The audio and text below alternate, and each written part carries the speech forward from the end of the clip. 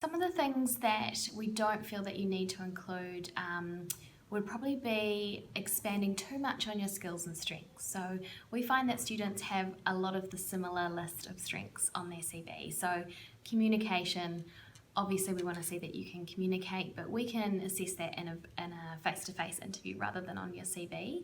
And things like teamwork and things, they tend to become a little bit repetitive and they fill out a lot of your CV, and realistically we're not reading word for word everything that's on there. So just keep it really short and simple.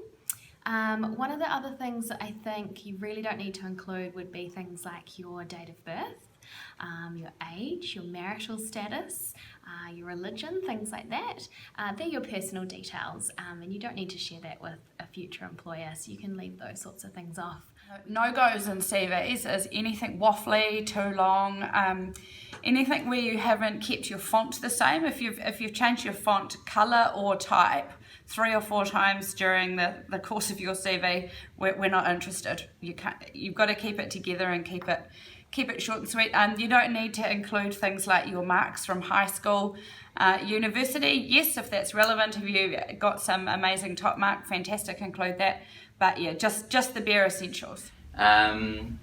I think what not to include would be things that aren't really relevant to that particular role that you're applying for. So if you can tailor it to the specific roles, I know you're probably doing a lot of applications going in there, so if you could sort of adjust it as you go through.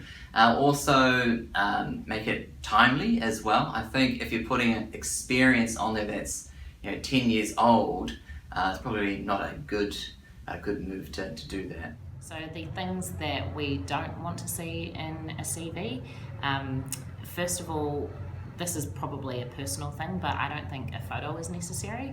If you are going to have a photo on your CV, please make sure that it's a professional one, so not a cropped picture from Facebook of you out partying. We really want to see a nice head and shoulders picture, like a passport picture, but with you smiling. The other things that I don't want to see in a CV is a lot of rambling. So your CV should only be around 2 pages, and again, it should be well formatted. So you want to make it easy for us to read, which means put your CV into sections and bullet point it as well. The other thing that's a bit of a pet peeve for me is when people put all of their university marks in a CV. It just blows out the length of it, and if we want to see all of your university transcript, we'll ask for a transcript. Otherwise, if you want to put some marks in, just highlight your top achievements or your best marks or the ones that you're really proud of.